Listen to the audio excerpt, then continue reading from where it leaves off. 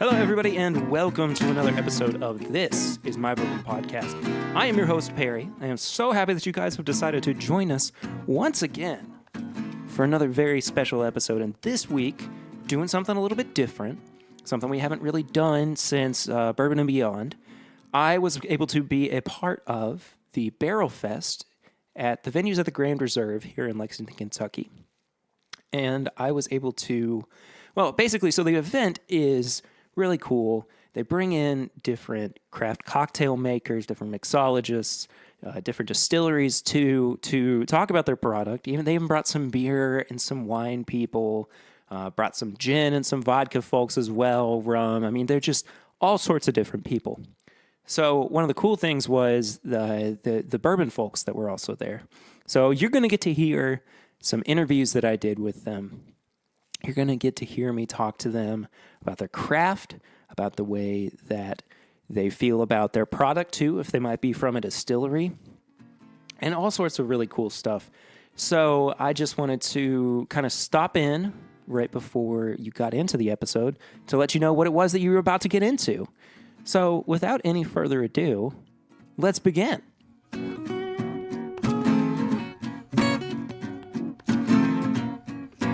So our first guest of the evening is Jacqueline from Maker's Mark. Jacqueline, welcome to the show. Well, thank you, Perry. I'm super excited to be here. How long have you been working with Maker's Mark? I've been with Maker's Mark for nearly 8 years now. Wow. So what's your role there? So I am a distillery diplomat. Okay, great. Yeah, that's really cool. Where did you start with them too? What was your original job at Maker's? At Maker's? So yeah. I started at Maker's Mark as a part-time bourbon specialist, giving tours to all the wonderful people who travel from all over to visit us. Then I rolled into a management position. I served as a taste panelist, and now I get to travel around and share the distillery on the road. That's fantastic. That's great. So we're here at a cocktail event. So what is this cocktail that you guys have brought to Barrel Fest 2019? So the cocktail that we have tonight, I'm calling this the Sour Redhead Punch. Obviously the redhead being with the Maker's Mark bottles. Every bottle's hand dipped in the red wax. Right. The ingredients of this cocktail, I wanted something that was simple, that people could batch. Obviously with a high volume group like this, it's easier to batch the cocktail. Absolutely. So we've got a lot of fruit juices in here. We've got cranberry juice, orange juice, pineapple juice, and some ginger ale. But we top it off with a little bit of that Maker's 46 to give it those nice baking spice notes. There you go. That's the key right there, I'd say. Yeah, so what is your ideal kind of Maker's Mark cocktail? Are you utilizing just regular makers? Are you utilizing 46? Or what do you kind of gravitate towards? It kind of depends on the ingredients. Sure. And kind of what mood I'm in, to be quite frank. What kind of mood I'm in to drink. But, Maker's 46 is a bigger, bolder version of Maker's Mark. Right. And that we're highlighting and amplifying the baking spice notes, and it has a longer finish to it. So that tends to work really, really well in like a Manhattan. Mm-hmm. Any cocktail that has those kind of holiday juices in there that complement those baking spices. Very cool. Very cool. So, how do you prefer to drink Maker's then? Is it in a cocktail? Is it neat? Is it on the rocks? Personally, I like mine neat or with a splash of water. Yeah. I'm a distillery gal, so that's kind of just what I'm used to. Sure. But you can't go wrong with Maker's Mark and a splash of L8, a little bit of lime. Totally agree. I like simple cocktails. Sounds a lot like the Keeneland Breeze, honestly. Keep it pretty simple. Yeah. Maker's is so good on its own, you don't have to do a whole lot to it. Yeah, absolutely. So what's coming up for Maker's this year? What's happening with Maker's in 2019? Our distillery is rolling right along. We've got our Maker's Mark Private Select, and I believe I heard you mention something about this on your last podcast. Yes. That you might be doing a tasting of one of our Private Selects soon. I very well might be, yes. Was I correct? Yes. Okay. Cool. Yes. So Private Select is our private barrel program, Mhm. and it really allows folks to get personal. Right. Maker's Mark is a very personal brand. People who love Maker's Mark have a passion for it Yeah. that is sometimes hard to explain if you're not one of them. And with our program, we really developed something that allows them to truly curate their perfect version of Maker's Mark through a finishing process. So Right. that's been my big focus here lately is the Private Select program. So where can people come to check out Maker's Mark and everything that's going on at the distillery and maybe actually be a part of the Private Select? Where is Maker's located? So Maker's Mark is located in beautiful Loretto, Kentucky. We are not easy to get to. No, you are not. I can confirm that. I have a funny story actually about the first Okay. time. So Lucy, my wife, and I, we were out in Elizabethtown a few years ago, and it was during Christmas time, very beginning of December, and we were like, well, we'll just kind of roll up to Maker's Mark, just to check it out. It was a little bit late though, and it was probably closed. And we're like, well, we'll just go to check it out. We're on the back winding roads and everything. We're like, should we turn around? Is it safe to get there? Yep, you It's thought totally you were fine. lost. It's safe to get there, yeah. But we get there, and it's already dark, but there's all these lights out. And we're like, what's going on? And it was the first night of the candlelight tour, which we had no idea existed until we rolled up to it. And that was our first experience with the distillery, and What we a thought it was magical gorgeous. way to Oh, see it. absolutely. Absolutely. Beautiful night. place. All lit up for the holidays. And if you've never been to Maker's Mark, highly encourage it. It is one of the most beautiful campuses of any bourbon distillery in Kentucky. So Thank you, Perry. We're absolutely, very proud of it. absolutely. Jacqueline, thank you so much for sitting down and chatting with me for a few minutes. It was my pleasure. Thank you. Thank you. Cheers. Cheers. So next person to sit down with us is Tom from Jeptha Creed. What's up? Hey, man. So we've had Autumn from Jeptha Creed on before. She was great to talk to. We Yeah, had her on. she's the best. Yeah, she's wonderful. But what is your role at Jeptha Creed? So I'm our sales ambassador at Jeptha Creed. So I kind of I do stuff like this, a lot of these kind of tasting events. If you ever see those guys in the liquor store that try to get you to drink all their stuff when they walk in, that's me. I do that. I also hang out at the bars and restaurants and liquor stores, Sure. just trying to grow the brand. I'm our kind of like our brand ambassador that also does sales stuff. Sure, yeah. Now, let's talk about, first and foremost, this cocktail that you guys have. What's going on with it? What's in it? And Sure. So just as a side, I was our beverage manager for about a year and a half. Yeah. Around there. And so all I did was mess with Jeptha Creed products. Nice. So I have just a Rolodex of cocktails in my brain. So this is one that uses our blackberry moonshine, our lemonade moonshine, and then we mixed it with tea that we made at the distillery, and then lemon and mint. So kind of like a nice little boozy tea drink. Nice. Yes. That's the Jeptha awesome. tea. Yeah. Perfect. Yeah, right? Perfect. So talk a little bit, too, about some of the products that are at Jeptha Creed right now, because Sure. you're not yet you don't have bourbon out yet. Right, bourbon has not dropped yet. Looking like it will be dropping this summer, right after Derby. It's looking like Wow. it's going to be, it's big times. That's awesome, A lot has man. led to this for sure. So right now we have a vodka line as well as a moonshine line. So a quick thing about us, for those that might not know, we are a farm-based distillery. We grow all of our own ingredients. So we grow our corn that makes up 100% of our vodka, as well as a great portion of our moonshine, and obviously the backbone of our bourbon. So it's an organic, non-GMO corn called Bloody Butcher. And so that's kind of the thing. One of the main separating things with us is that everything that we do, all of our flavors, they come from the farm.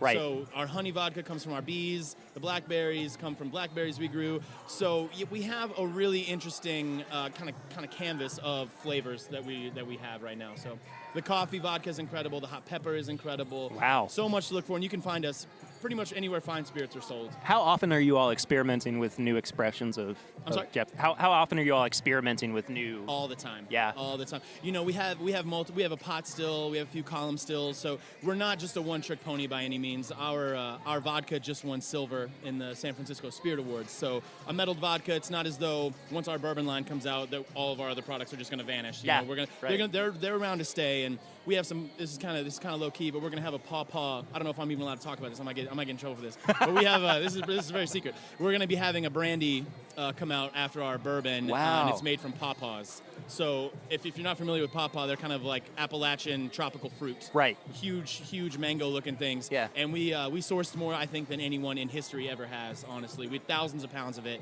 and we made a brandy out of it, and it's going to be something special for sure. That sounds really cool.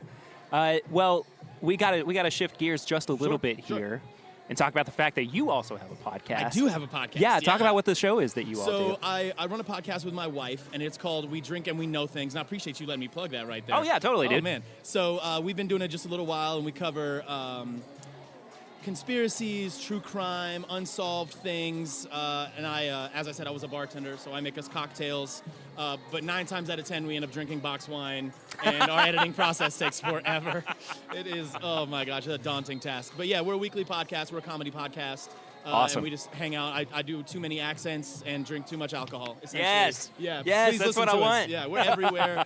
You can find us on WeDrinkAndWeKnowThings.com, and we're on Apple Podcasts, Stitcher, Perfect. Google, CastBox. We're on everything. So is there any kind of Game of Thrones aspect to it, or is it just kind of we name have not only? yet got our cease and desist, so we do we do plug Game of Thrones, and we talk a little bit about it.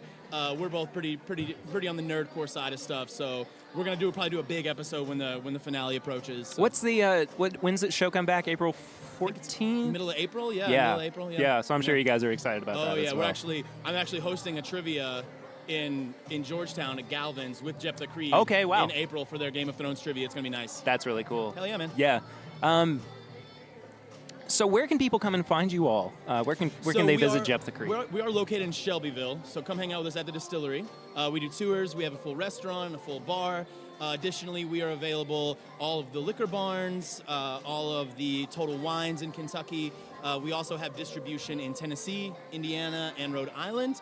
And if you just go to our website and just plug in your zip code, it'll show you the nearest place to find Jeptha. Awesome, man. Yeah, hell yeah. Tom, thank you so much for being Thanks on so the much show, for having buddy. me, man. Yeah, great chatting. So I got sitting with me now Alex Morgan of Jake's Cigar Bar. Yes, sir.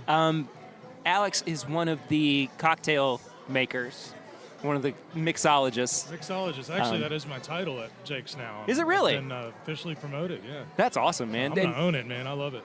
So Jake's is building a new Brand new, almost 4,000 building. square foot venue. Yeah. I wouldn't even call it a new location. It's a venue, man. It's like 3.5, almost 4 times the size of our current location now. That's so exciting, man. 28-foot vaulted ceilings, exhaust system. I'm excited about that. I love Jake's. I mean, it's one of my favorite places to go to when I get the We're happy chance to hear to. that, So man. yeah. Really. So if you're ever in Lexington or just kind of on the outskirts of Lexington, and you want a really good pour, you want a cigar to go along with it, Jake's Cigar Bar is the place to definitely go and do that. But you're here not just for Jake's. You're here with the cocktail competition. Yes, sir, I am. So talk about the cocktail that you crafted for this event. Okay, so we're with Western Sun Vodka, which is an up-and-coming, all-natural vodka company. It actually, I don't know if anybody out there is familiar with Prairie Vodka, but it's a very similar, in my mind, kind of similar tasting product. And so I chose the cucumber vodka, and I went with a natural detox. I did a lot of research on this, actually. It took a lot to come up with. And our crazy weather inspired a summertime cocktail, because I came up with it when it was 70 degrees out, and it's 27 outside right now. And that was And 2 this days was ago, days by the ago, way. yeah. It was This 2 is a days couple ago. Yeah. So I did fresh ginger, lemon, mint, and cucumber infused together with that cucumber vodka, and I'm topping it with a little bit of ginger soda, ginger beer, you know. Right. And it's called Rebo's Retox. It's kind of a fun name. A good friend of ours, a lot of you guys out there will know Jeremy Burnett. Yes, Boom, sir. He helped me come up with the name. Go boom. Drinking on Tuesday at Jake's Cigar Bar. So Rebo's is just sober backwards. It's pretty simple. Fantastic. And it's Rebo's Retox. So it's those 4 ingredients are a natural detox. So Right. we just add some booze to it and flip that around on them. There you go, man. Well, how long have you been doing mixology, crafting of I would cocktails, say too? I've been bartending for just over a decade.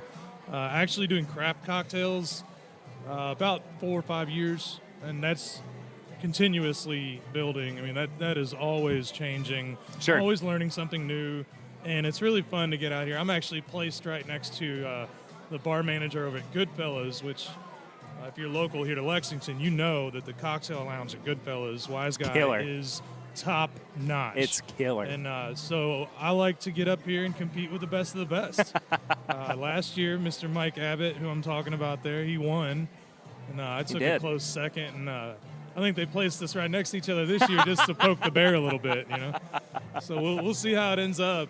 You know, get on out here, and this isn't live, I guess, right? They're going to hear it later. They'll hear it later, yeah. That's But cool. we're posted on social media and everything, Of too. course, yeah. But, yeah, for sure. So, Well, Alex, if you're here today, if you're able to post it today, get your butt out here and vote for me.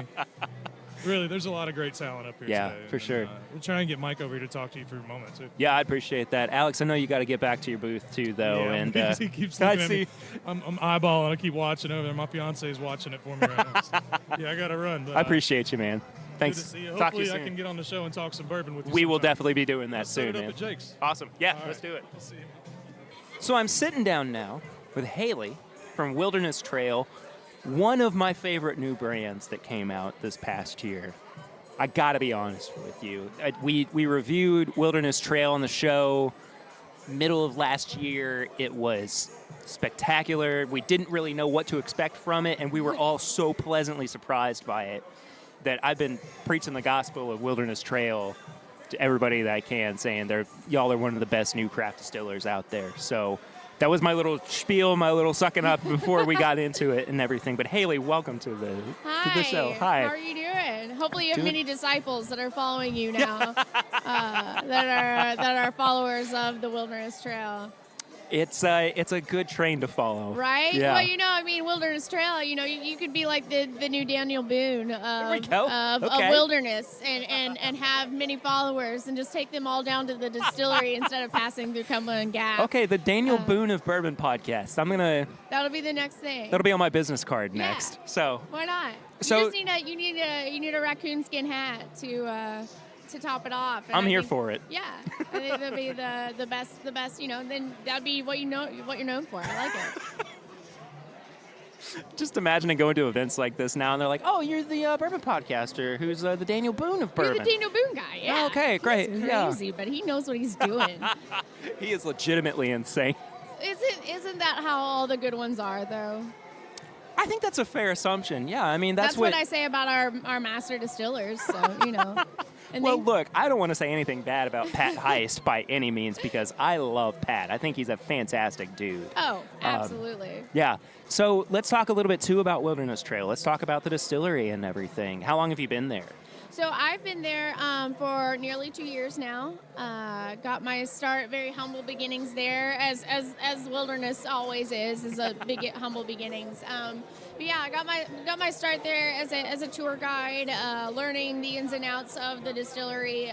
Kind of the Wilderness Trail. Kind of our motto is, you have to be able to know the product and know the ins and Exactly. outs before we release you into the wild. So I had a lot of rigorous training, a lot of tour guides and things like that.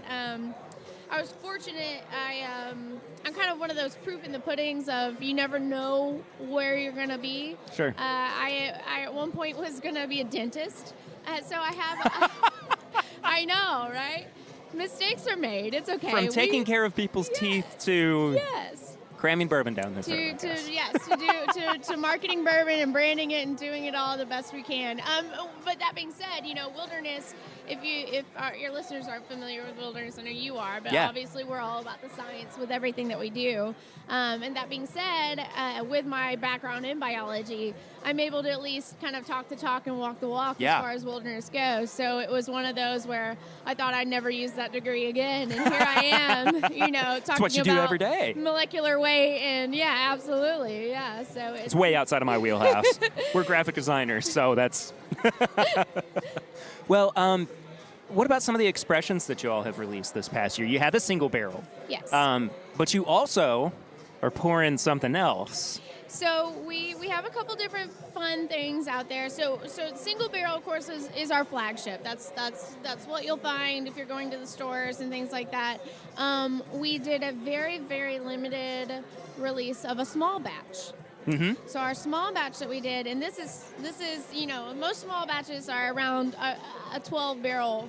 Blended 12 barrel batch, at least, give or take, 12, 20, something like that. We are like small, like extra small. We did a 5 barrel blend, which is highly unheard of, and for us, and it was a very, very limited release. So people that are here tonight are lucky that we had some extra bottles that I was able to snag that are not available.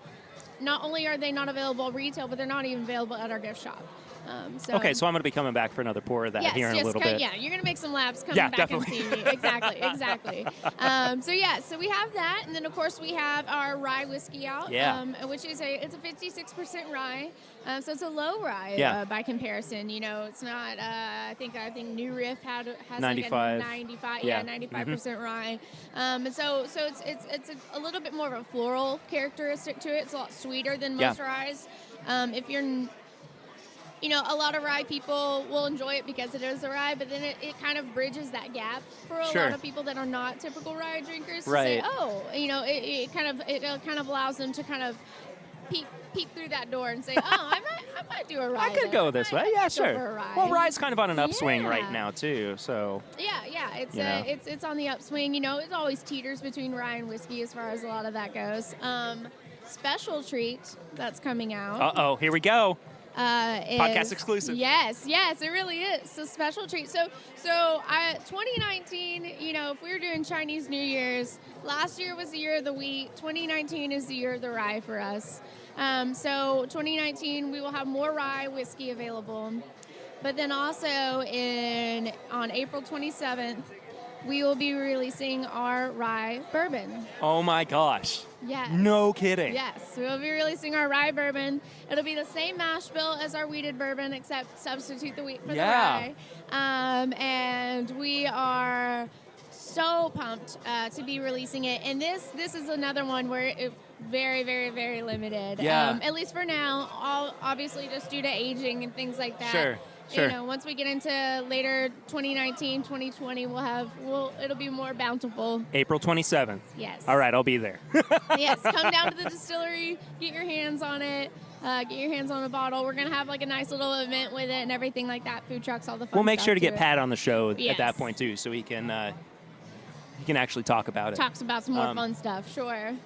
So let's change it up a little bit though, Okay. because you brought something up before we started recording, which is that you also have a podcast. Yes. Yeah. So what is your podcast? Let everybody know so they can go and follow it. My podcast has nothing to do with bourbon. Sorry, y'all. But it's called Kentucky Music Preview. It is a podcast that's kind of it's really the sole point of it is just to kind of foster the music scene happening in the state of Kentucky. We really wanted to focus on getting people out to see live shows. So what we do is a weekly show. My co-host and I will preview. We'll talk about shows that are happening throughout the state, and then we'll pick one each that we preview a song from that you get to listen to the band and decide for yourself if you want to go. So cool. And then usually we'll have a guest artist on for the entire month. Wow. Yes, and so that artist is usually a local, Kentucky-based artist, and so then we'll close out the show each week with one of their songs and give them an opportunity to kind of support their music, allow them to have a platform to market themselves as well. So we'll have to talk a little bit more about that here soon, because we can podcast brains. I have a couple things that we could the touch base on. Scoops. Yeah, I like it. So if people want to come and check out Wilderness Trail, where should they head to Where do should that? they go? Yes. So as far as on the World Wide Web, we are available. Of course, we have our own website, wildernessatraildistillery.com, a Facebook page, and Instagram and a Twitter. So you can follow us all there to follow kind of all the happenings and fun stuff that is going on there. The social media is run by mostly me, so it's usually great. Yes, exactly. Yes, Wilderness Trail, where we wear many hats throughout our life. People are always like, "What do you do?" And I'm like, "Oh, it depends on the day." Everything. Yeah, I what do you wanna everything. know? Quite Yeah. literally. Why not? Yeah, that's how we usually all operate. So it's a lot of fun. But so social media, you can follow a lot of what's going on there. Also, if you're interested in kind of getting even more of some exclusive inside scoops, we have what we call a family tree program. It's a little newsletter that we sign up. You can sign up for online or at the distillery itself, and it is just, it's a monthly newsletter. We don't bombard you or anything like that. But usually, if you're in our family tree program, you gotta get first dibs and first insights on special releases, special events that we have going on, things like that. So if you want to know, if you want to be, in the family, in the club, In the know. that would be the one to sign up for sure. Yeah. Awesome. Haley, thank you so much for sitting down with me. Hey. Go drink Wilderness Trail. Yeah, It's good stuff. absolutely. Yeah. It's good stuff. Daniel Boone says so. Absolutely. I now have with me a good friend of the venues here at the Grand Reserve, Mr. Tim Niddle, whom I got to meet for the first time last month at Whiskey Bear at the Big Blind Bourbon Taste Off. First off, Tim, welcome to the show. Thank you. Happy to have you here. Talk a little bit about your experience with bourbon. What's your the way that you fit into this whole The world? way I fit into bourbon, that's Yeah. an interesting question. I've been in the bourbon industry now a little over a decade, which is fantastic. I got my start out at Woodford Reserve just as a catering server. I got transferred there, fortuitous. There you go. And I wasn't even a bourbon drinker at the time. So I was responsible for doing all the events for the master distiller. Okay. And a couple weeks in, I'm not doing a good job. I'm not a bourbon drinker. I don't know what's going on. And he just looks at me. He's like, "Do you drink bourbon?" And I didn't say anything. And he got the message. So he taught me how to drink bourbon. And I've been kind of obsessed with what I learned there ever since and communicating that out. So I spent 7.5 years at Woodford Reserve. 3 years ago, I left there, started my company Distilled Living, where I do private bourbon education and consulting. Yeah. I'm the Bourbon Stewart in residence at the Kentucky Castle, and then I'm also adjunct professor of bourbon studies for Midway University. I thought I think that Melissa, our friend who actually introduced us originally, or introduced the concept of us chatting originally, I was like, didn't she say something about the Kentucky Castle? And sure enough, yeah, that was true. Yeah. So you actually have a guy who works there who's one of our friends, Gabe Chandler. Oh, yeah. Yeah, fantastic guy. I need to get Yeah. him on the show at some point, too, to talk Absolutely. about bourbon. But anyway, so you're here. What are you most excited about at Barrel Fest? I was thinking about it. This is my first year actually coming to this event, and I'm a huge bourbon fan, obviously, but I'm a big cocktail guy. Yeah. I don't think there's any wrong way to drink bourbon. Like, there's a lot Amen. of these rules that the enthusiasts get into, and that's okay. But I will drink a good Manhattan and old-fashioned, and I really like some of the sophisticated cocktails. And what you get in some of the bigger cities is these new concepts around mini cocktails and cocktail flights. Interesting. You can't drink 3 Manhattans an hour No. and make it home safely. So Sure. being able to try a lot of different things presented by master mixologists and presented even by the brands themselves, where they're looking at their own product and trying to bring out flavors, it's just so much fun to sample a lot of different ways that bourbon can be presented. I think that's really interesting, too, that, it's not just about how, the bourbon tastes on its own, but how is it accentuated by, is that the right word? Yes, it is. Yeah. By different ingredients, what helps bring out certain flavors and everything. So I think that's a really good point, and something that you get to really kind of experience here as well at Barrel Fest, seeing all of these different bourbons. I mean, Jim Beam's here, Elijah Craig is here. There are so many good big names in bourbon that are here that they're not just here to sell their own product, just the one product. They're showing you the diversity that it can bring to the table as well. So bourbon-wise, what are you normally drinking? What's your kind of go-to bourbon that you Oh my God! have on I your don't shelf? even have a single go-to. I know. I was just like you do at these things. You compare your whiskey collection with other folks that are there. Oh, and you know sure, the sure. pictures. And I look at mine. Every one of my bourbon bottles is open. Right? Exactly. Same here. Yeah. Because that's what it's for. Bourbon is for drinking. Yep. I usually, because I do drink earlier in the day, lighter, but I do tastings and things throughout the day. When I get home, I'm gonna slow it down with something with a little bit more mixer. I love an old fashioned. Yeah. Or something with a juice in it. Then I don't know. But I always like to think about the flavor profiles. Like Maker's 46, they're presenting that here. Beautiful cinnamon characteristics, so I'm going to play off of that. Right. If I want to have something more like Barrel House, they've got some products here. I love to see the craft guys represented at these things. Yeah, absolutely. Barrel House Select got a little bit more chocolate character on it, so I'm going to play that direction. You talked about Jim Beam. They're presenting black. That's a really traditional kind of smoky, spicy. So Yeah. I'm going to go probably a Manhattan direction with that. I don't know. I don't have a favorite. There's just no way to pick one. So when you're crafting cocktails at home, when you're building cocktails at home, are you going for like you're building it all yourself, like you're actually putting the ingredients in, or do you sometimes go for some of the like pre-made syrups? So like maybe an Eli Mason or Buffalo Trace has a good old-fashioned mix too. Yeah. If you'd asked me that question 5 years ago, I would have been flat, no premix. Like 100%. Like there isn't one on the market.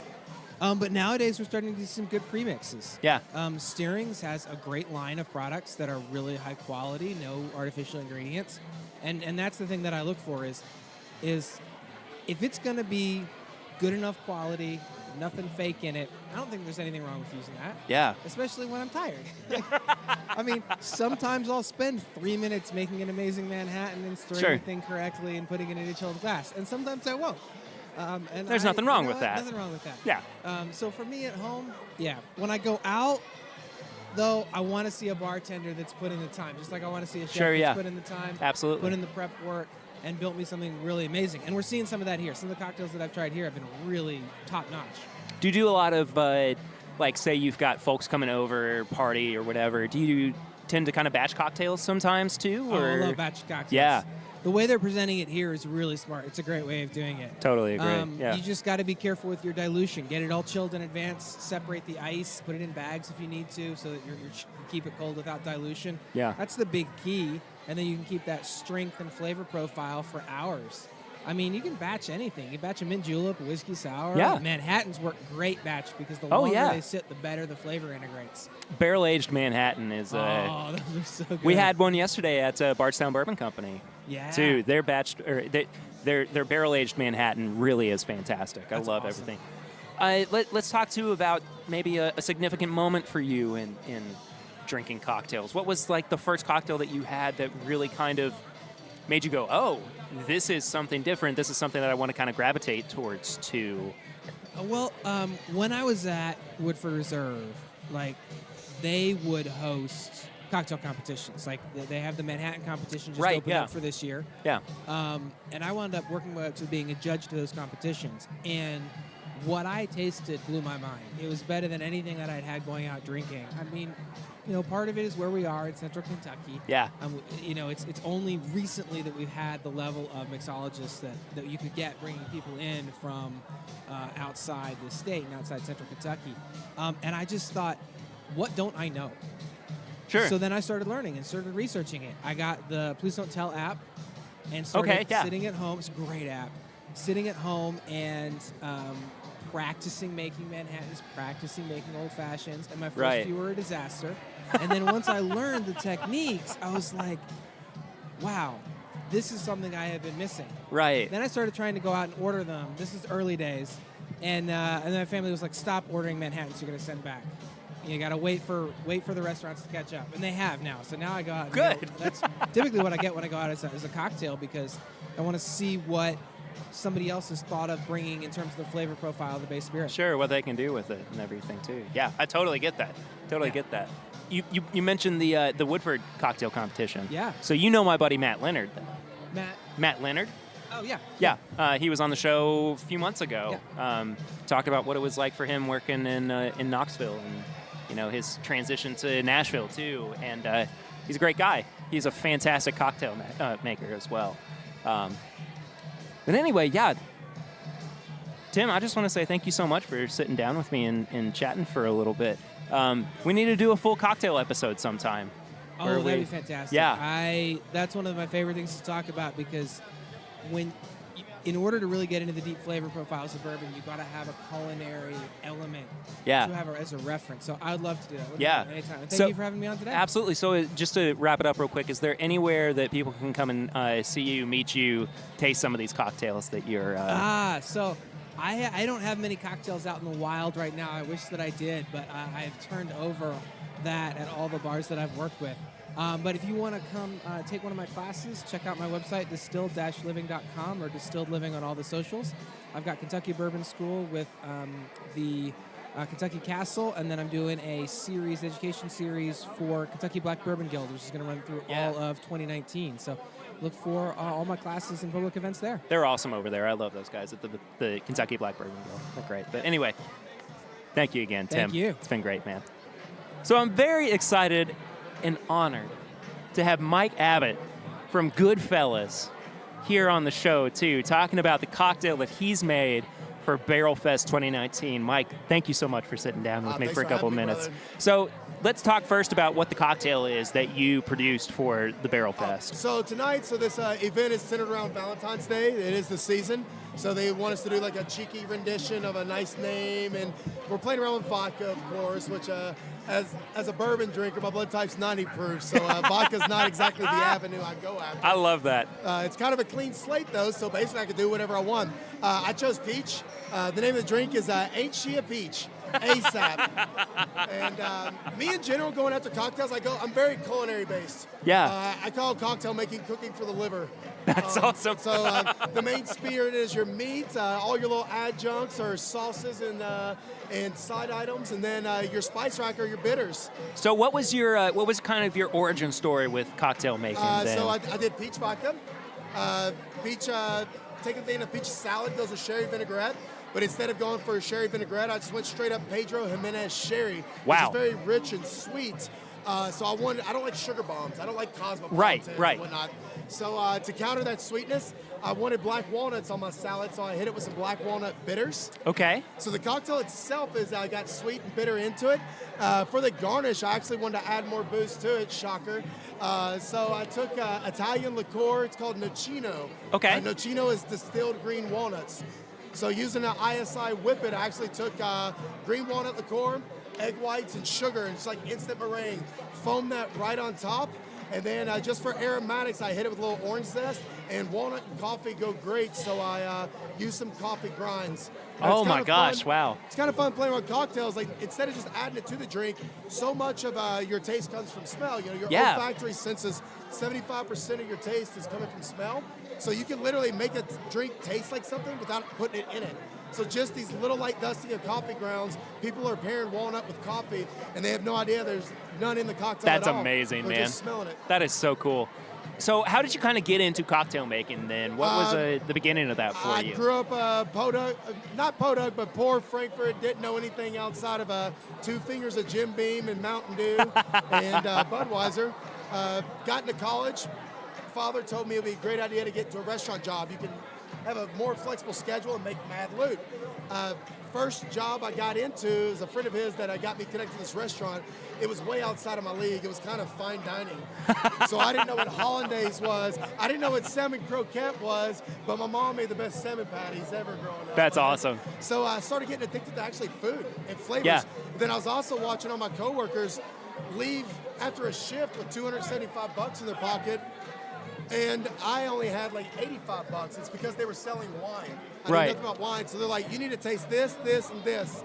So I tasted all those things and grew in love with flavors, and then realized that food and pairings and salt and bitter and sweet and umami translates directly into cocktails. Sure, yeah. Although I got to get back to the competition. Yeah, man, absolutely. Drink responsibly. Don't eat your drink, but pair it with a good meal. Mike, thank you so much Dude, for nice being on the meeting show, you. buddy. Yeah, absolutely. You too. So, of course, at a freaking barrel event in Lexington, Kentucky, I ran into 2 people that I know pretty well and have had on the show quite a bit. What are the odds, though? I like barrels. Yeah, Chad and Sarah are here from the Yeah, Bourbon yeah, Night, yeah, of course. I mean, come on. I was like, What's up? we all looked at each other and we're like, wait a second. But I could have sworn that I told you guys I was going to be here. It's possible. It was a surprise.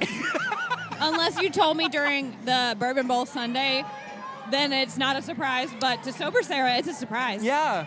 Well, welcome, Sarah, without an H. I'm so happy to be here. I'm on my way to getting that H. I would call her Sarah growing an H. I don't know. How Ew, it that works. sounds really disgusting. gross. Sounds really gross. know That how to- sounds The almost H is as coming in. The I H don't is know. coming in. that sounds almost as bad as never pull fleshy piercings. This is true. Chaz is also going to join us soon. Well, maybe. So, what brings you guys to Barrel Fest 2019? What? Did you say what brings us here? Yes, what brings you to Oh, Barrel okay. Fest Sorry, 2019? it's loud in here. Sorry, I get The into. DJ, first of all, because she's killing it. She played Morris Day in the Time, Yeah. and then You know, Prince I right had after a connection. It, so. We're going to be doing an event coming up with the Lexington Young Professional Association. Sure. So I happen to be able to come across some tickets via them for, it's like prepayment for the event that we're going to do. Oh, okay. So it was just a sharing and caring environment. Right. And I was like, you know what? Why not check it out? It sounds like fun. So here we are, So checking it out. hey, you are. We're all checking it out, I guess. I don't know. So, one of the cool things about this is that it's not just bourbon; it's also cocktails and even different spirits that we don't normally drink. But what'd you guys go for first when you got here? Did you go for the straight bourbon pours, if there were We have any? or- mostly gone for the straight bourbon pours. Yeah. Or we've tried. We went to. We've sampled a few cocktails. We went to the Elijah Craig booth. That's what we ran into first, and we asked for a straight pour, but they said all of their Elijah Craig was mixed into a cocktail. So we had the cocktail. The cocktail was great. Yeah. But then we found Jim Beam Black, Yes. and we- they were doing straight pours. and we were able to get a straight pour. And I fell in love. You know, it's really good. It's really good. It's 86 proof, if I remember It is. correctly. Yes. Okay, yeah, 86 proof. And, you know, I haven't had it in a while, but it's especially for 86 proof. I feel like it's just a real strong contender. I agree. It's got so that. solid. It's got that nuttiness I'm looking for. Oh my god! Always looking for the nutty. That's it. That's the only thing that he cares about in No, bourbon. but it's such a step up from the regular Jim Beam White Label. I feel like, and you know, for the little difference in price, completely worth it. price and proof and age and everything. Yeah, I exactly. think that it's. Is it just me, or is Chad always on like an Indiana Jones quest for nutties? He's like getting his rope out, like whipping stuff. Like, just give me to the nutty bourbon. Notice she said his rope whipping stuff. Maybe you could call that rope a whip. I don't know. Maybe it's a whip. All right, Chaz. Maybe it's a whip. I don't know. Look, man. He has a whip-like rope out, and he's whipping things. I'm gonna slap you. You're gonna whip me. Look, you gave him a lot of crap last week. I Yeah, did, I did. you I sure did. did. I did. Go gotta listen give to him that a lot. episode. And I don't even remember a lot of that episode, which is the best part, is that it's going to be a surprise to me when I finally listen to it. I haven't brought myself to listen to it yet because I'm a little scared of what I did. But that was Sarah with an H, and we don't talk, so I don't know what she did, but I had a great nap. Let me tell you, editing that episode was a lot of fun getting to revisit everything that went on that Oh, night. I bet. I mean, I was thoroughly enjoying that. So I don't want to keep you guys for too long, but I just want to ask you guys, because I think it's important that we promote local events like this to maybe it's not just Kentucky, but maybe to other communities where they have things like this going on. Why is this important to bourbon? Why is this important to, the industry at large? too? Well, I think it's great because this not being a bourbon-centric or bourbon-only event, it's a spirits event. I think you get a cross-section of people that you wouldn't normally get if it was just a bourbon event. Yes. And I think that's a really good thing.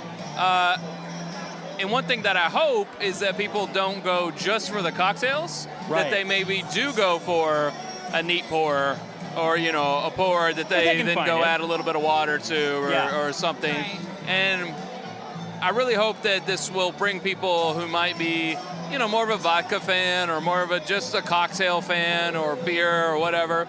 They might discover the joy that is bourbon. That's Sure. what I hope. Yeah. I think it creates, and this is kind of weird, but I think it creates a safe space for people to try new things. Yeah. Like they come here and they're like, oh, I'm gonna have some cocktails, I'm gonna do this, but there's no harm in asking for that pour. You know what Right. I mean? Or Right. trying that mixed drink because they're not out any money. They paid to come in here, right?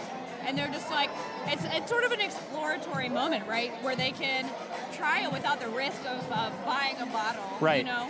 And I think that's great because it's so intimidating sometimes for people to get into bourbon. Absolutely. And like, I think this event is like maybe a little bit more female focused because of, and I'm not just saying like girls drink cocktails, but I'm looking around the room and I'm seeing like a lot of ladies or people on dates. And Right. I think that's a really good opportunity for them to maybe make that segue into tasting bourbon cocktails. And then we all know that it's like a gateway, right?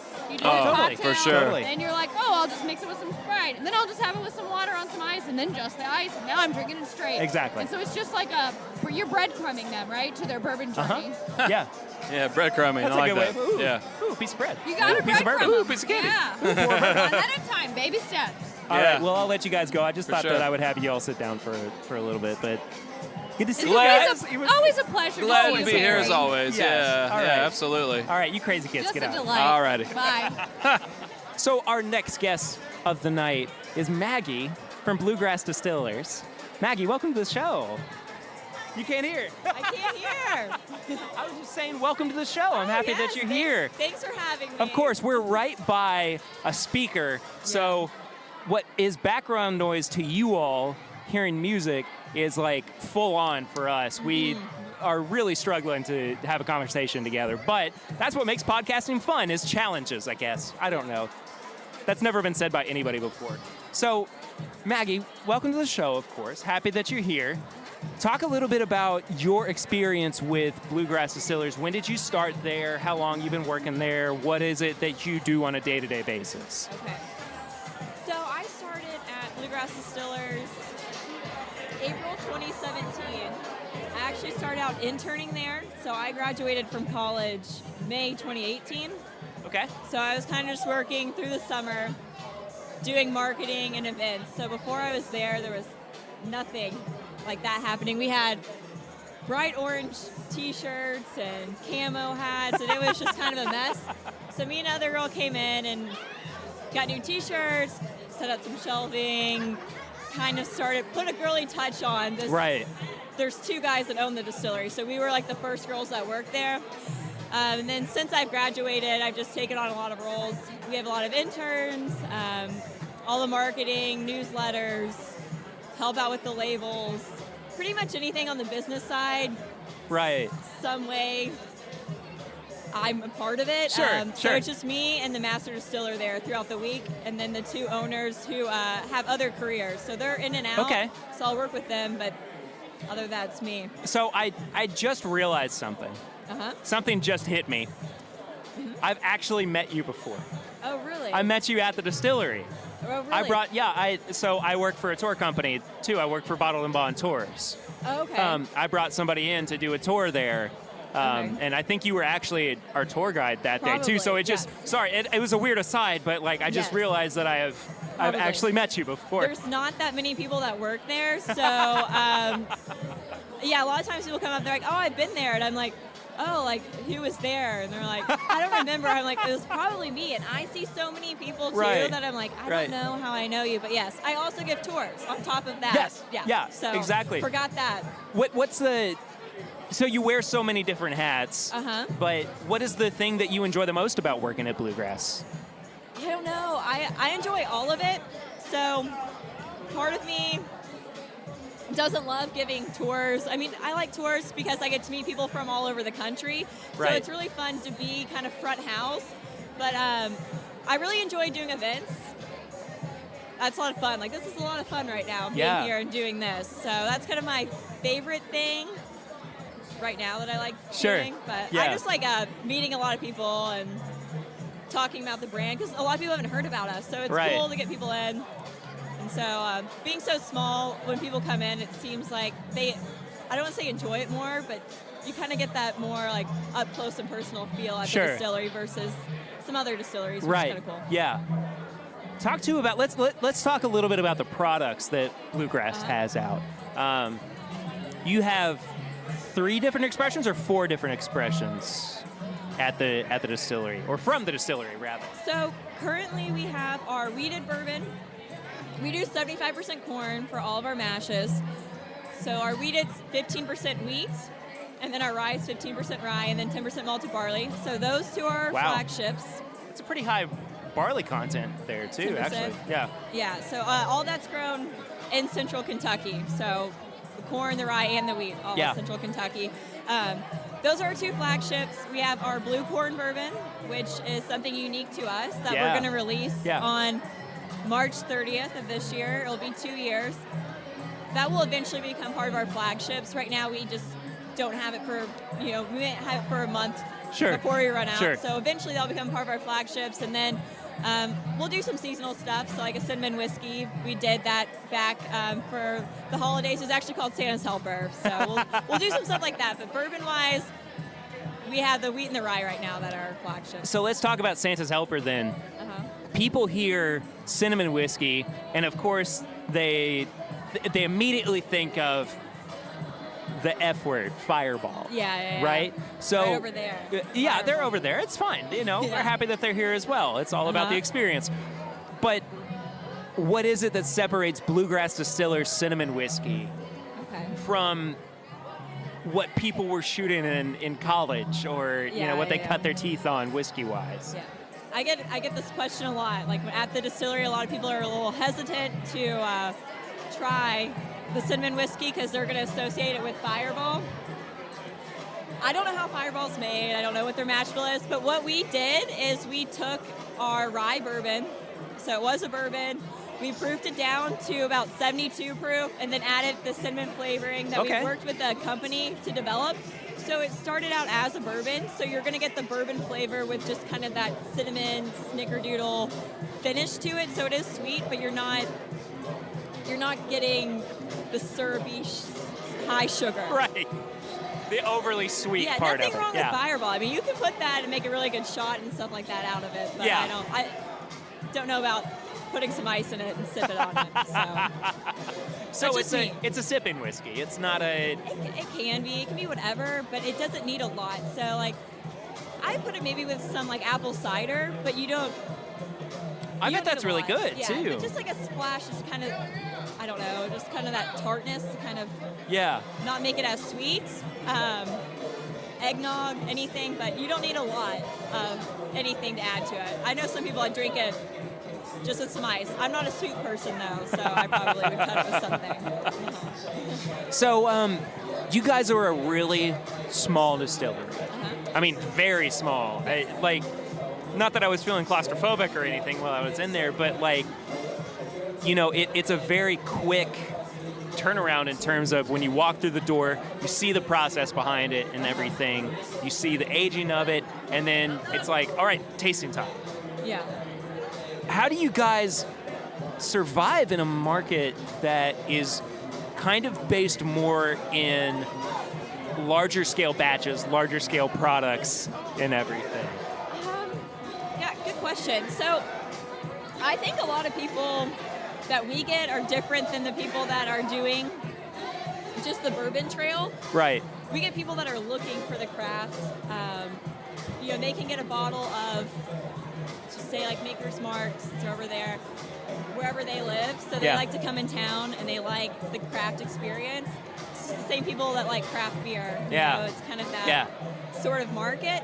So we get a lot of people that are looking for something that they don't, that they can't get, that they've never heard of. And like I said, with giving tours, tend to get a lot of people that really like that kind of up close and personal experience, more laid back. We don't have like a scripted tour, so I feel like that's kind of how we're surviving. And yeah, we're only doing about 12 barrels a month, so we are really low, but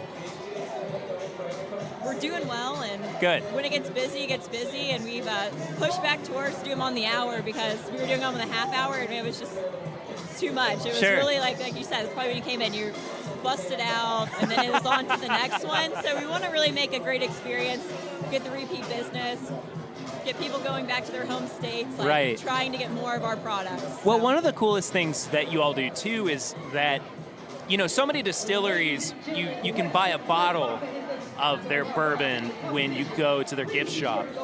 What's different about you guys is they can go to your gift shop and actually buy a bottle that they pour right out of the barrel, which I think is such a unique experience for anybody that's looking for something different to do on the bourbon trail.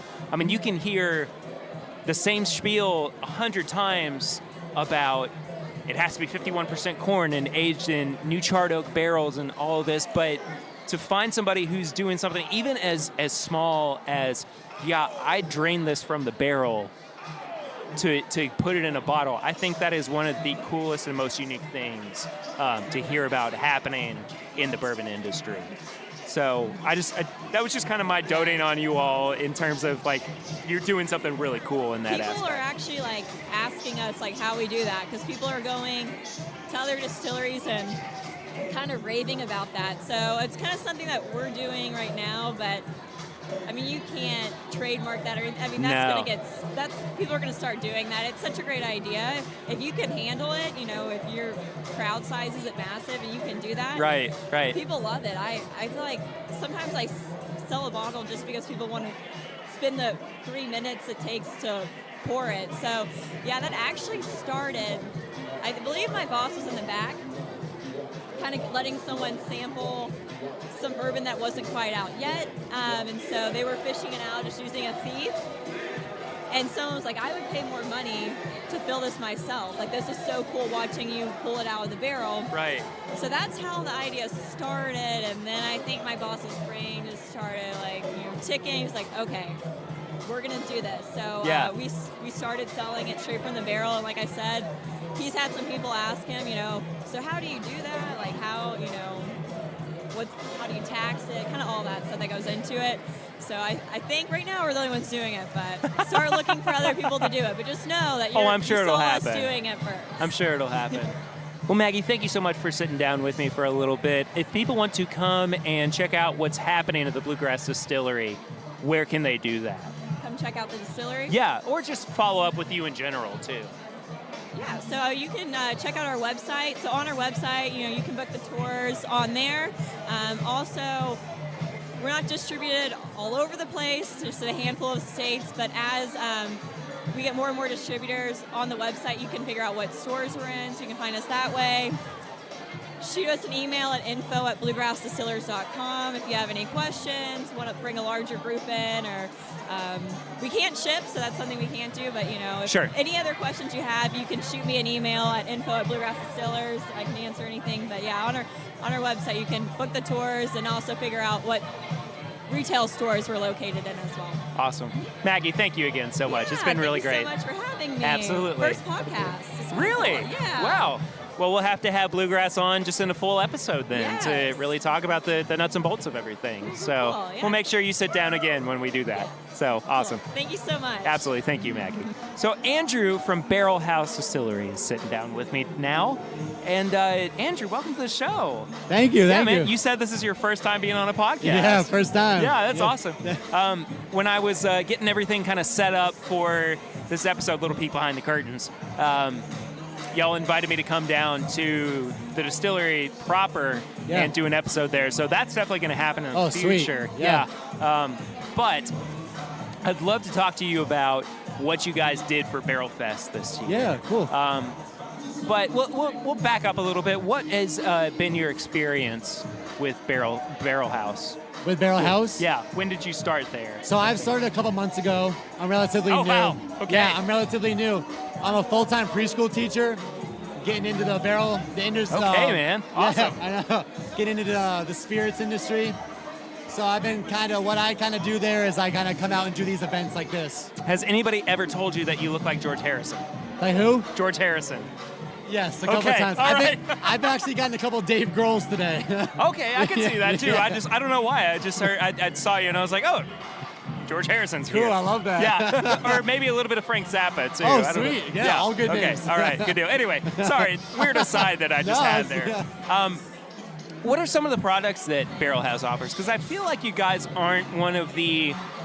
It's not really necessarily one of the bigger names in the distillery industry, but I still think that you guys have really good products to offer. Yeah. So talk some about maybe, not just what you offer, but the process behind creating Barrel House as well. Yeah.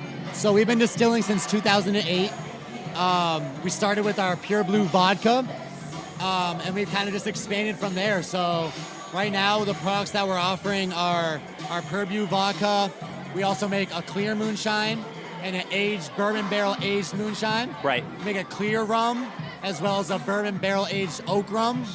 We also make bourbon, which is our Barrel House Select. It's our year-round bourbon. It's very good, by Thank the way. you. Yeah. Yeah. I had it a couple months ago. Yeah. And I was really blown away by how good it Yeah. was. So I mean, sorry, that no, continue. it's cool. I love. Yeah.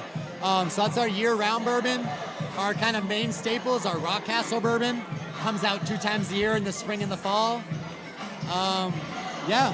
For the longest time, we only had 1 still, so our production was kind of limited to that. Sure. But last month, we actually got our 2nd still in, so we'll be able to start cranking out some more stuff. That's awesome. Yeah. Exciting. So, of course, we're here for Barrel Fest and all that good stuff. So, what is the cocktail that you guys brought to? We actually brought 2 cocktails. So Great, we have, good. Yeah. So we have our Pure Blue Winchester, which includes our Pure Blue vodka. It's with a little ale 8, splash of orange juice, and then an orange wedge. And then we got our County Judge. It's with the Bourbon Barrel House Select, and then the same thing with the ale 8, splash of orange juice, and an orange wedge. That with bourbon is right up my alley. Man, I mean, you know that what? is perfectly I was in a line little with what I skeptical like. at first with the bourbon and orange juice, and then I made it and tried it, and I was like, no, good call. Look, man, bourbon and orange liqueur is great. One of my favorite cocktails that I, quote-unquote cocktails, is a bourbon, 90 to 100 proof, orange liqueur, and a splash of ale 8. Oh, yeah. And I mean, delicious. it's fantastic. Yeah. So I mean, that is totally right in line with what I would like. So what's in the future then for Barrel House? Do you know what they're going to be doing in the future? I think the future right now is just trying to kind of expand. Sure. We're kind of pretty local right now. You got a new still last week. Yeah, so there you go. We're hoping to expand to more liquor stores and maybe get out of state eventually. I think deal. we're maybe a little bit in Indiana, but we're pretty much just local here in Lexington. Yeah, and I think that if you're interested in it, definitely make the trip down here to Lexington and check out what they have to offer. Yeah. Not just by going to your store, maybe Liquor Barn or Total Wine or whatever, but also going and checking them out at the distillery itself, because it's a really cool space. Yeah. Not just where you can go to the distillery, but you are in the distillery district. Yes. Too Yeah. of Lexington, and y'all were kind of the first in that area too. Yeah, that's right. Which I think is really important to Yeah. giving a name to something that implies we're distilling spirits or distilling It's alcohol. actually, it's here. pretty cool. There was a big fire because the whole thing used to be the James E. Pepper Distillery. Mm-hmm. There was a big old fire. Everything got shut down and abandoned.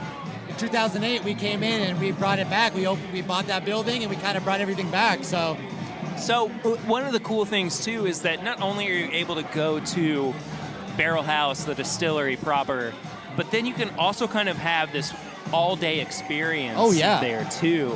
So for anybody who doesn't know, Barrel House is there. The new Goodfellas location is out there, so you can go and have dinner. Middle Fork's in there too, which is a wonderful restaurant with fantastic cocktails as well. You can end your day with dessert at Crank and Boom. Oh yeah, Crank and too. Boom. So yep. I mean, Crank and Boom is my jam. I mean, don't get me wrong. But there's just everything to offer in that area. Oh, I know. And I think that Barrel House is a really great way to kick off that experience or that day while you're actually there.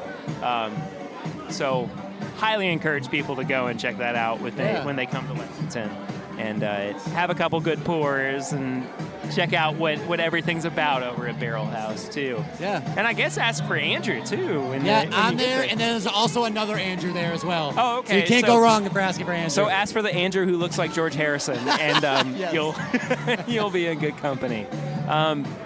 Well, Andrew, thank you so much for sitting down with me This for is a couple of awesome. minutes. Yeah, it's been great, man. Yeah, thank you. Thank you. Cheers. I mean, we'll talk about it on here. I honestly have not. Good. You're fine. I No didn't big even deal at know all. until tonight that. Dude, it's not a big deal at all. It's like it's a weird thing because not a lot of people. I felt like I don't know. There's two sides. It's like a lot of Kentucky watches it, and then about half of it have never heard of it, which is cool. But I mean, I know of the show. I guess I just didn't realize that a Kentucky boy was That on is it. what? Say that again. That a Kentucky boy was on it. You Oh, know what I yeah, mean? yeah, yeah. No, Like it it's all just cool. it just never Well, Kentucky came. guy won Survivor, which is really cool. Really? Shout out to Nick Wilson. Yeah. Okay, Nick, great. Nick won Survivor this past season, and it just aired and was over. I want to say right around the end of October, November. Yeah. So yeah. So we kind of jumped right into this. Yeah, sorry. Without any. No. It's all Yeah. good. So Winston Hines, who was on Big Brother. Big Brother 20? season 20. Yeah. This past season. I didn't even know until I walked in that you were here, that you were any Bartender sort now. of like. Yeah. Obviously, I didn't win the game. I didn't win. I am working. No, it was. I mean, great, that's all yeah. good though. Like, I think what's really cool about these kinds of shows is that it's such a small facet of a life, Right. of a person, and beyond that, what you do. That's totally up to you. Right. I mean, whether or not you buy into the whole celebrity status or you go back to normal life. And I think that it's really nice and really cool to see somebody who has kind of, you went kind of full on with that to a degree in terms of like, the show, and you were there and that was part of you, but then you came back down and you're still here in Kentucky. Oh, you're hanging out. dude, and come on, everything, man. It's not that big of a deal. It's not like I was, on some big, giant movie or something. Look, man, everybody it was knows fun. what Big Brother is, though. it is No. a part It's of been around our- for a long time, but it's, Yeah. like I was saying, there's kind of two different sides. Some people had never heard of it, which, I'm not offended at all. It's great. The main reason I fell into the show was the girl I was dating at the time got me watching it. So it's Right. one of those shows where it's like you don't really hear about it until someone else tells you about it. Sure. And then you're like, you're glued. And Yeah. I was watching this whole season, and I was like, man, that would be a fun game to go compete on. And she was like, you're crazy. And then I Sure sent enough. in a little clip, and then I ended up going on. But it was fun. They take, for those of you who don't know, 16 people across the nation thrown into a house. You're cut off from the world, no cell phone, no anything. And you try to strategize your way to $500,000. There's different levels and levels. There's different powers and certain. It's we'll a just game. Say, it's a game. It's a game. It's given Yeah. to you through the week through competitions. But that's pretty much it in a nutshell. It's the biggest. What do they say? Social chess game that there is. So It's interesting. social chess. Yeah. So last thing, and then we'll move on Yeah. because this is about whiskey Right, and right. Yeah, we're cocktails and diverting a little bit, everything. yeah. But I mean, did you have kind of a shift in terms of the way that you lived a day-to-day life after you were done with the show, or was it just kind very of much like so? Yeah. So I came off, and it's kind of like a new, fresh start in a way. Yeah. For me going in, I was a working guy. I was in medical device for about 4 years, and was always a sales So was my guy. mom. I'm sorry. Came out, and then I'm like, I want to shake things up, so I got into bartending. So went to bartending school here. That's who I'm here representing right now. Yeah. It's the Lexington Bartending School. Shout out to Todd, and it was great. But yeah, so now I'm bartending. I'm at the Sandbar over in Malibu Jacks right now. Okay, yeah. So come visit. But yeah, I just wanted to do something a little different, take a step back. And bartend. It was something I always wanted to do. I'm a huge bourbon drinker as well. So when I found out now that you have a podcast, I'm gonna have to start listening. I had no clue. Please do. Sorry, I had no clue. I want to get on. But yeah, we'll make that I wanna get on happen board, for sure. For sure, But yeah. So I always thought I'd want to bartend, have some fun. I'm a people person, so it kind of shook things up. Well, And, So let's talk too about the cocktail that you brought here too. So how much influence did you have in crafting what you put forth in the competition? I couldn't really hear you. Sorry. No, you're fine. I'm gonna lean forward. Sorry for those of you who don't know. There's music blasting. Oh, yeah, right no, now. it's very, going nuts, very yeah. loud. We got, Yeah. what is this, Drake in the Yeah. background Oh, right yeah, now? it's Yeah. Drake, yep. Somebody's doing the Kiki challenge at home. Literally right in front of us. They really are. I wish you could see. Well, what I was asking was about the cocktail itself that you brought to the competition. How much work did you have? Oh my gosh, dude. Like in the That's crafting what was so of it? cool. Yeah, it was like getting involved and being able to see what goes into an actual cocktail that's made from scratch.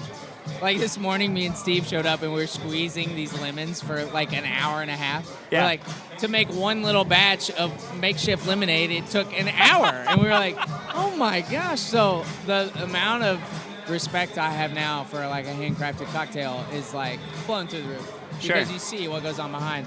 But that's what I was interested in. This is really cool stuff. So I've enjoyed the whole process of learning, and I'm still learning every day as a bartender. I don't think you ever really know it all. I think you just keep going.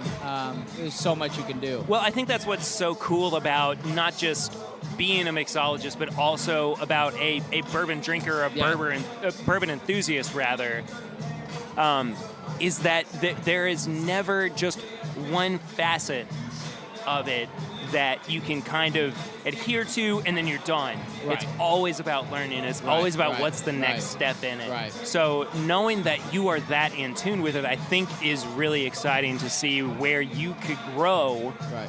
as a mixologist, as a cocktail maker Right. too in the future. So you said you're working in Lexington. Yes, yeah, I'm here in Two. Lexington now, back in Lexington. We'll see if I stay. I'm kidding. I mean, I want to stay. I've enjoyed it. I love Lexington. I love Kentucky. I'm keeping my fingers crossed. There's a couple other things in the air. You Sure. never really know with this whole industry.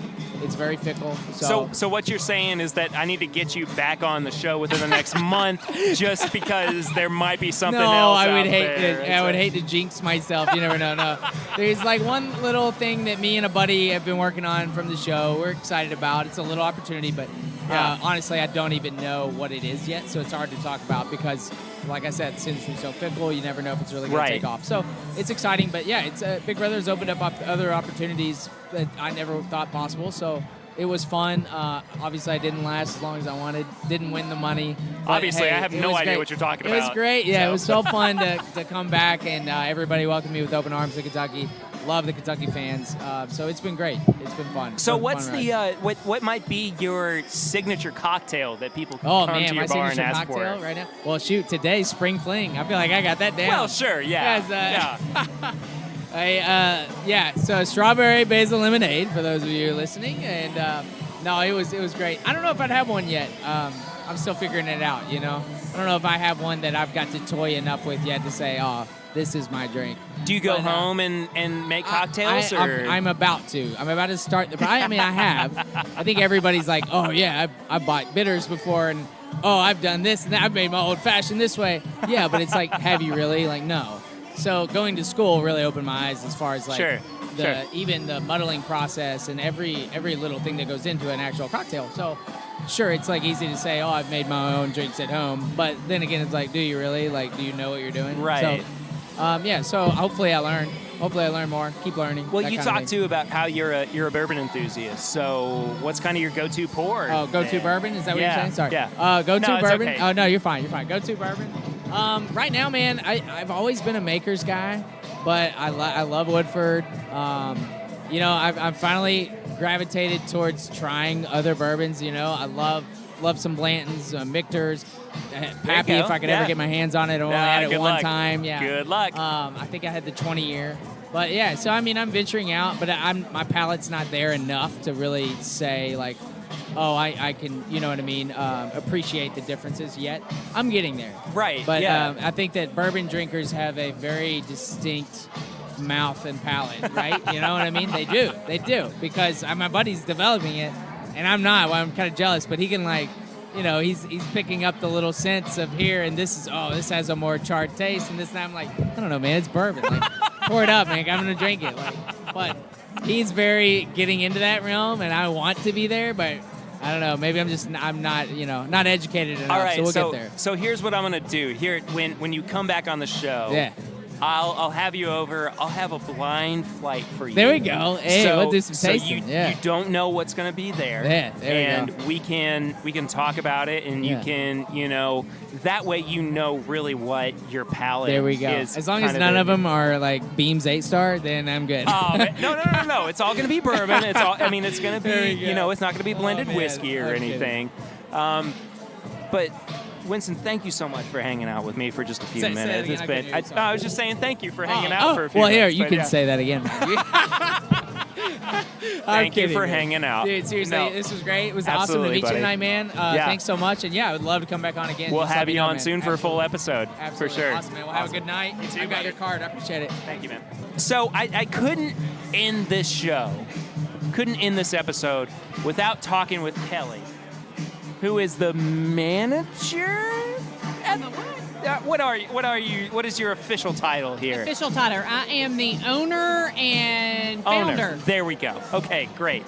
So I wanted to make sure that we had somebody who was so deeply entrenched in this event, and not just this event, but everything that happens at the Grand Reserve too. So you can talk about not just what this event does for the community, but also why this event exists in the way that it does. So what was kind of your inspiration in bringing Barrel Fest to life? You know, last year was the first, the inaugural year for Barrel Fest. What made you want to do it again, too? Okay. So Barrel Fest had been on my mind for a couple of years prior to last year. And had some family things going on. My mother had a stroke, and we put it on the burner for a couple of years. Hey, I'm sorry to hear that. So last year it was finally rip the Band-Aid off, put your big girl panties on, and do it. So I am a very weak drinker. We have a lot of events at the venues of the Grand Reserve that have bourbon tasting, vodka tasting, and I need training wheels. Meaning I need this stuff mixed up. Sure. So I was like, well, I want to create a event for me because there's got to be more people out there. You know, and so many events are a craft beer or they're a vodka or they're a bourbon event. Right. And I was like, well, let's do it all. There you go. Not only local but national. Yeah. And let's make it mixes, and we, you know, all the tables have the different recipes so that you can mix it at home. Right. And that's what we do here. It's a cocktail-based event. But it feels like so much more than that. It feels like you're trying to highlight these brands that can be so diverse depending on, you know, the ways that they're incorporated into cocktails, or, you know, maybe you don't like drinking it neat or on the rocks, you know, but it just reaches so many different aspects of the alcohol itself. Yeah. So, you know, what would you say to people who, you know, maybe aren't sure about how to approach their drink one way or another? This is an event, something for everyone. Right. And if you're a beer person, national brands are here. Yeah. If you're a vodka person, we got them too. Local, national. If you're a craft cocktail drinker, that's what our bartending competition with, you know, Western Sun is all about. So we wanted a little bit of everything for everybody. It's kind of like if you have your hands in everything, it's never empty. So that's what this event brings, a little bit of everything. So you like vodka? We gotcha. You like bourbon? We gotcha. You like beer? We got you. You like wine? We've got that too. Yeah. And then you culminate it into having a good time, having samples of different cocktails, and then we go into the after party that actually just started about 10 minutes ago with Radio 80. Yeah. Who doesn't love 80s? You know? So it's like, let's have a good time here, and then we'll move the party next door and have a dance party and have a good time. Sure, yeah. And I mean, it really does feel like, it kind of feels like a party, like you're just hanging out with your friends and you get to have a couple of drinks and chat and, you know, just have a good time. So I think that overall the atmosphere here is really nice. It's not... Thank you. Yeah, oh, absolutely. I mean, it's not imposing. You're not feeling like you have to, you know... We've got a little bit of every socioeconomic person in here. I mean, we've got judges, lawyers, and then we've got, you know, the hardworking person that just wants to come out and have a good time on a Saturday night. Sure. So, you know, this is only the second year that Barrel Fest has happened. What have you kind of learned from last year that helped 2019 be even better than 2018? Well, what we found out from last year, you know, any type of criticism will make you better in the end. So you've got to take it with a smile and then make it better. Sure. So, you know, we learned that people were, it was such a great event last year. I mean, literally, we put it together in 4 weeks last year. Wow. And we had to stop selling tickets 3 hours before because Oh we my were worried gosh. we were going to run out of product. So the lines were longer, so we limited the tickets more. We did a second day. Creative and constructive criticism is what my business is all about. Right. It makes it better. Right. So you take all the good, all the bad, roll it up together, and make it a better event. And in the event planning, which is what we do here, you make it better. That's what we did. So what do you think 2020 is going to look like then for Barrel Fest? 2020. Woo! Ask me Tuesday. 2020. I like this setup a lot better. We used the Barrel House. We advertised we were going to use the Speakeasy, but the Barrel House worked much better with our pairing. Sure. And our food trucks. Yeah. Right. It worked with drive-by clients. They were like, "What's going on? Let's go to this." Sure. It worked well with that. And then, instead of a Saturday, Sunday, we'll probably do a Friday, Saturday, Sunday. So we might add another day next year. That'd be great. That'd be awesome. Yeah. Kelly, thank you so much for sitting down with me for a couple of minutes talking about Barrel Fest 2019. I think that's a really good way to close out this year of Barrel Fest. Thank you very much. I appreciate you coming. Happy to be here. I look forward to being here again next year. Awesome. too. Let's go party it up with Radio Let's party. 80. Yeah, let's have a little bit of fun. All right. All right.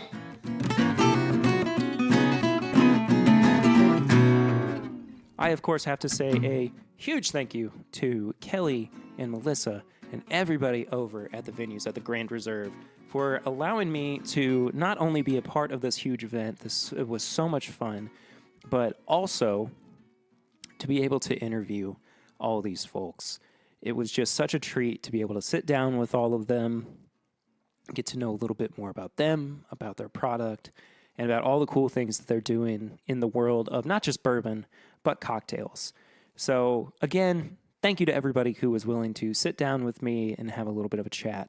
So with that, I think I'm going to move into, because it wouldn't really be an episode of This My Bourbon podcast without tips and bits. So I'm going to give you some tips and bits here to kind of round out the show. So my big tips and bits is a show that I think I might have recommended before. I'm not entirely sure, but one that I absolutely love. It's one of my favorite shows of all time. Lucy and I started rewatching it recently. Psych. It's an old show from the USA Network. Features James Roday and Dule Hill. It's basically a kind of a buddy cop with a cool little twist on it. If you've never seen the show or have never heard of it before, I highly encourage you to go and check that out. Hold on, I'm going to have a sip of my bourbon. Bill Mead Cast Strength Reserve. That's good stuff right there. Anyway, sorry. So anyway, as I said, one of my favorite shows of all time. So definitely be sure to go and check that out. And then also, not quite yet, but the week after this episode, oh, you know what? It's actually dropping on Friday, now that I think about it. Gary Clark Jr. has a new album coming out called This Land, and I'm very excited for that. So if you know me, you know I love blues music, and especially Gary Clark Jr., a musician that I've gotten to actually meet and see live. So I will be checking that album out when it drops. So it's not really what I'm recommending now. It's what I'm kind of looking forward to checking out here soon. So that about wraps up this week's episode. Thank you all so much for listening. I really do appreciate you taking the time out of your day to hang out with me for a little bit. You know, it's been a real trip recently. I have really had some super highs with the show, and I'm hoping to continue riding those. So again, thank you so much for checking out this week's episode. Give us a 5-star rate and review on iTunes if you're still listening. That really does help us out, counteracts some of those crappy reviews that people feel compelled to leave. Follow us on social media at My Bourbon Pod, Instagram, Facebook, and Twitter. If you want to follow me personally, I am at pritter1492. Head to bourbonshop.threadless.com so you can find all of our apparel and merch. I think I'm going to have a little bit of a sale going on here soon, too. Maybe some free shipping, maybe some markdowns and everything. So be on the lookout for that. Let's see what else. Every Thursday night at 9 o'clock, I do a live stream over on YouTube, youtube.com/This Is My Bourbon Podcast. So definitely go and check that out. It's always a good time. Thursday nights at 9 o'clock Eastern. That's Eastern U.S. time. And last but certainly not least, patreon.com/MyBourbonPodcast, where you can become a patron of the show and help us continue to make this show for as little as $1 a month. It really does help me out in such a big way. And, you get cool things like bonus episodes. You get to do some Google Hangouts, too, where we kind of shoot the breeze for a few hours and have some good pours together. And it's all really good time. It's a great little community that's being built over there as well. So, again, patreon.com/MyBourbonPodcast. So please head there and support the show. That about does it for me. I will see you next week. I got an interview next week with, well, you know what? I might actually be saving that. I'm not entirely sure yet. Might be doing something a little bit more normal next week because it's been a while since we've had the regular co-host on. So maybe we will do that instead, and I'll save the interview for a couple weeks from now. But thank you again. That does it for me. I am Perry, and this is My Bourbon Podcast. Bye, y'all.